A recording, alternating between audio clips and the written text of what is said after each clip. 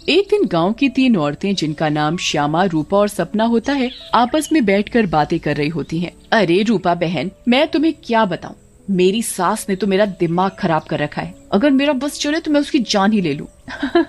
अरे क्या हुआ श्यामा बहन, इतना गुस्से में क्यों हो? शांति मौसी ने क्या कर दिया? हाँ तुम घर में अकेली हो ना, इसीलिए इतने मजे से रहती हो। हमसे पूछो जिनकी सास है, एक तो खाती हैं इतना, रोटी बना बना कर मेरे तो हाथ ही थक जाते हैं, ऊपर से हर काम में कमियां निकालती हैं। सही कह रही हो श्यामा बहन, मेरी कहानी भी कुछ कुछ तुम्हारी तरह ही है। मैं तो जरा सा अपने मर्द के साथ बैठ क्या जाऊं, पता नहीं कहां से बुढ़िया को खबर मिल जाती है, वहीं आकर सर पर खड़ी हो जाती है। हाँ ये तो चिंता की बात है सपना बहन, मौसी को समझाओ, नहीं तो दादी कैसे बनेंगी। रूपा की बात सुनकर तीनों जोर जोर से हंसने लगती हैं। तभी उनकी नजर एक गोलगप्पे वाली पर पड़ती है। गोलगप्पे वाली बहुत ही सुंदर होती है, उसे देखकर तीनों से रहा नहीं जाता और वो तीनों गोलगप्पे वाली के पास चली जाती हैं। अरे तुम तो औरत होकर गोलगप्पे बेच रही हो। ये तो पहली बार देखा है। अरे तो बहन, इसमें बुराई क्या है, कौनो गलत काम थोड़ी ना कर रहे हैं, मेहनत कर रहे हैं। वैसे आप लोग खाओगे गोलगप्पे? बातें तो बहुत अच्छी बनाती हो, चलो देखते हैं गोलगप्पे कैसे हैं। उसके बाद श्यामा और सपना दोनों गोलगप्पे खाने लगती हैं और रूपा वहीं खड़ी हो जाती है। रूपा को ऐसे खड़े देख गोलगप्पे वाली बोलती है, अरे बहन, आप नहीं खा रही गोलगप्पे? क्या हुआ, कहीं आपको अपने फिगर खराब होने का डर लग रहा है क्या? अरे नहीं नहीं, ऐसी बात नहीं है, मैं बस बाहर का सामान कम खाती हूँ और कोई बात नहीं, इन दोनों को खाने दो। श्यामा और सपना गोलगप्पा खाने के बाद बोलती हैं, अरे वाह गोलगप्पे वाली, क्या गोलगप्पे हैं, मुंह से तो स्वाद ही नहीं जा रहा, मजा आ गया। ऐसे गोलगप्पे मैंने जिंदगी में कभी नहीं खाए, तुम तो रोज आया करो, मैं तो रोज ही खाऊंगी। हाँ हाँ हाँ बहन जी, ये भी कहने की बात है, अब तो मैं रोज ही आया करूंगी, नया नया काम जो खोला है। उसके बाद वो गोलगप्पे वाली वहाँ से चली जाती है और वो तीनों औरतें भी अपने अपने घर चली जाती हैं। अगली सुबह रूपा पानी भरने के लिए कुएं पर जाती है। वहाँ औरतें आपस में बातें कर रही होती हैं। अरे रूपा बहन, पता है तुम्हें श्यामा और सपना कहाँ है? कहाँ है मतलब? अरे अपने घर पर होंगी और कहाँ? आहा, अरे नहीं रूपा बहन, वो दोनों अपने घरों से गायब हैं। कोई कह रहा था कि उनका चक्कर चल रहा था मर्दों के साथ और उन्हीं के साथ घर छोड़कर भाग गई हैं। बेचारे उन दोनों के पति। रूपा को ये बात सुनकर बहुत गुस्सा आता है और वो बोलती है, तुम्हें शर्म आनी चाहिए, औरत होकर औरतों के बारे में ऐसी बातें करते हो। ऐसा कहकर रूपा वहाँ से चली जाती है। शाम को वही गोलगप्पे वाली गांव में फिर से आती है। चीनू और टीनू नाम के 2 मंचुले उसे देखकर बोलते हैं, अबे टीनू, वो देख क्या लड़की है, एकदम एक नंबर, ये तो तेरी भाभी बनने लायक है बीड़ू। सही कह रहा है चीनू, लेकिन इसमें थोड़ा गलती होने का, ये अपन की नहीं, तेरी भाभी बनने लायक है, समझा क्या? फिर वो दोनों गोलगप्पे वाली के पास जाते हैं और बोलते हैं, ए गोलगप्पे वाली, क्या गोलगप्पे खिलाएगी हम दोनों को? आप दोनों भी कैसी बातें करते हैं, ये गोलगप्पे क्या मैंने पानी भरकर होली में मारने के लिए रखे हैं? आप बहुत मजाक किया हो मेरी तरह। वैसे क्या नाम है आपका? नाम में क्या रखा है साहब, आप गोलगप्पे खाइए ना, अगली बार आऊंगी तो नाम भी पता चल जाएगा। फिर चीनू और टीनू गोलगप्पे खाने लगते हैं। वाह, क्या गोलगप्पे हैं, कितने टेस्टी, लगता है तुम्हारे हाथ चूम लूं।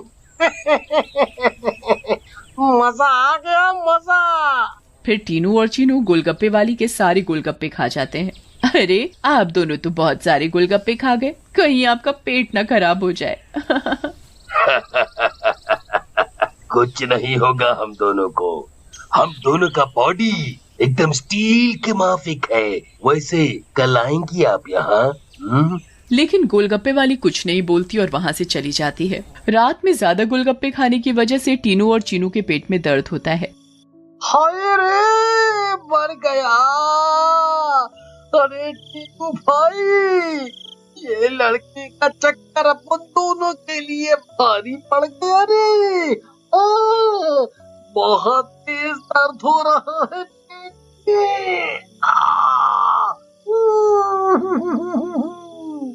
सही बोल रहा है भाई, अपन के पेट में भी बहुत गुड़गुड़ गुड़गुड़ सा हो रहा है और टॉयलेट तो कई बार होकर आया।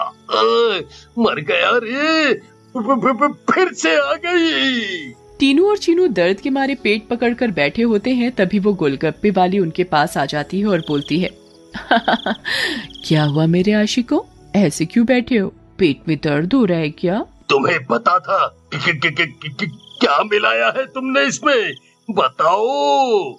लेकिन तभी गोलगप्पे वाली चुड़ैल के रूप में आ जाती है। उसे ऐसे देखकर टीनू और चीनू दोनों घबरा जाते हैं और भागने लगते हैं। ये क्या हो गया अपन लोगों के साथ? हम तो परी समझ रहे थे, ये तो चुड़ैल निकली। अब हम क्या करेंगे? भागो रे भागो, अपनी जान बचाकर भागो। अब हम क्या करेंगे? करेगी तो ये चुड़ैल, अगर हम यहाँ से नहीं भाग पाए, इसलिए भागो यहाँ से। लेकिन चुड़ैल उन दोनों को पकड़ लेती है और मार डालती है और वहाँ से चली जाती है। इसके बाद तो मानो ये रोज की बात हो जाती है। रोज वो चुड़ैल गोलगप्पे वाली बनकर आती और गोलगप्पे खिलाकर रात में लोगों को मार डालती। इन सब से गांव वाले बहुत परेशान हो जाते हैं और एक दिन पंचायत बिठाते हैं। पंचायत में रूपा भी जाती है। अरे भाइयों, गांव संकट में है, हम सबको मिलकर इस समस्या का समाधान निकालना पड़ेगा, नहीं तो एक एक करके पूरा गांव ही खाली हो जाएगा। तभी रूपा का पति दीनू बोलता है, लेकिन सरपंच जी, हमें तो कुछ पता नहीं है कि ये सब कौन कर रहा है, या लोग अपने आप घर छोड़कर जा रहे हैं। सही कह रहे हो दीनू बेटा, लेकिन हम ऐसे शांत तो नहीं बैठ सकते और अपने गांव वालों को जाने नहीं दे सकते। हमें कुछ तो करना ही होगा। हाँ। फिर पंचायत में कोई भी फैसला न निकलने पर सभी गांव वाले अपने अपने घर चले जाते हैं। उसी दिन दोपहर में चुड़ैल फिर से गोलगप्पे वाली का भेष बदल कर गाँव में आती है। रूपा उसके पास जाती है और बोलती है, अरे गोलगप्पे वाली, जरा गोलगप्पे खिला दे, सुबह से मन खराब हो रहा है, शायद चटपटा खाने से ठीक हो जाए। लेकिन तभी उसकी नजर गोलगप्पे वाली के पैरों पर पड़ती है। गोलगप्पे वाली के पैर उल्टे होते हैं। रूपा ये देखकर समझ जाती है कि हो ना हो ये इसी का किया धरा है। रूपा सब समझने के बावजूद गोलगप्पे खाने लगती है और खाकर वहाँ से चली जाती है और दीनू के घर में जाकर सारी बात बताती है, जिसे सुनकर दीनू बोलता है, तुम पागल हो गई हो क्या रूपा? अगर उस गोलगप्पे वाली पर तुम्हें शक था तो तुमने गोलगप्पे क्यों खाए और अपनी जान जोखिम में क्यों डाली? मैंने अपनी जान जोखिम में नहीं डाली। तुमने एक बात पर ध्यान नहीं दिया, गांव में जितनी भी लाशें मिली हैं वो सिर्फ आदमियों की हैं, एक भी औरत की नहीं है। इसका मतलब ये है कि ये चुड़ैल अभी सिर्फ आदमियों को मार रही है। लेकिन रूपा, फिर भी औरतें तो गायब हो रही हैं और वो चुड़ैल निकली तो तुम उसका मुकाबला कैसे करोगी? हम औरतों में बड़ी शक्ति होती है, हम अगर अपनी पर आ जाएं तो किसी को भी अपने बस में कर लें। ये तो एक चुड़ैल है, इसे मैं देख लूंगी। तुम चिंता मत करो। फिर रूपा और दीनू अपने कमरे में सो जाते हैं। लेकिन रूपा की चिंता में दीनू को नींद नहीं आती और वो आंख बंद करके लेटा रहता है। रात में चुड़ैल उन दोनों के कमरे में आती है और रूपा को यूं आराम से सोते हुए देखकर हैरान रह जाती है। ये औरत तो वाकई बहुत निडर है, क्या मत सो रही है, लेकिन आज के बाद डरेगी। ऐसा कहकर चुड़ैल सोती हुई रूपा को उठा लेती है और जंगल की ओर चल पड़ती है। दीनू भी चुपचाप चुड़ैल का पीछा करने लगता है। चुड़ैल एक गुफा के सामने पहुंचकर रुक जाती है और गुफा को खोलती है। खुल जा सिमसिम। गुफा का दरवाजा खुल जाता है और चुड़ैल अंदर चली जाती है। दीनू भी चुपके से उनके पीछे पीछे अंदर चला जाता है। अंदर जाकर चुड़ैल रूपा को एक अंधेरे कमरे में ले जाती है और रोशनी करती है। जैसे ही वहाँ रोशनी होती है, गांव की बाकी औरतें भी रूपा को दिखाई देती हैं। श्यामा और सपना भी वहाँ होती है। अरे चुड़ैल, ये सब क्या है? गाँव की औरतें, तुम ये क्या कर रही हो? लेकिन चुड़ैल कुछ नहीं बोलती। रूपा बहन, ये चुड़ैल पूर्णिमा के दिन हम सब औरतों की बलि देगी, बचा लो हमें। ये बचाएगी तुम्हें? इसकी जान तो खुद खतरे में है। तभी वहाँ दीनू आ जाता है और बोलता है, रूपा की नहीं चुड़ैल, बल्कि तू खतरे में है। दीनू सब औरतों को जलती मशाल दे देता है। चुड़ैल, तूने हमको और गांव वालों को बहुत परेशान किया है, गोलगप्पों की कसम तुझे छोड़ेंगे नहीं। ऐसा कहकर औरतें चुड़ैल के ऊपर मशाल डाल देती हैं और चुड़ैल जलने लगती है। मुझे जाने दो, छोड़ दो। लेकिन चुड़ैल थोड़ी ही देर में जलकर भस्म हो जाती है। उम्मीद है कि आपको हमारी ये कहानी पसंद आई होगी।